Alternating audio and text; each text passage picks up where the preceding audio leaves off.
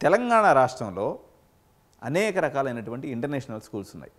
చిరెక్ international, Oakridge international, IB syllabus చెప్పేటువంటి schools చాలా ఉన్నాయి.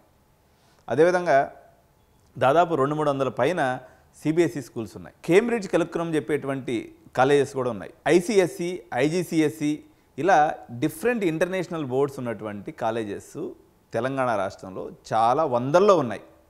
ఈ వందలాది కాలేజెస్ నుంచి వేలాది మంది విద్యార్థులు బయటకు వస్తూ ఉన్నారు. మన ఇంజనీరింగ్ కాలేజీలకు పోతే ఉదాహరణకి గోకరాజ్ కాలేజీకి పోయింది అనుకుందాం, 90% ఉండాలమ్మా అంటారు. నాట్ ఓన్లీ గోకరాజ్ అని నేను అనట్లేదు, అందరు కాలేజీలో ఇదే పరిస్థితి.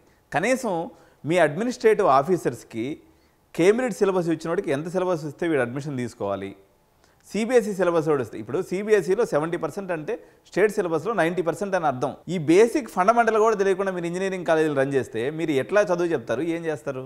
నిన్న నా దగ్గర ఒక స్టూడెంట్ వచ్చిందనమాట. ఐసిఎస్సిలో వానికి ఎంత 65% ఉంది. మన ఐసిఎస్సిలో 65% అంటే మనకు స్టేట్ సిలబస్లో 90%తో ఈక్వల్.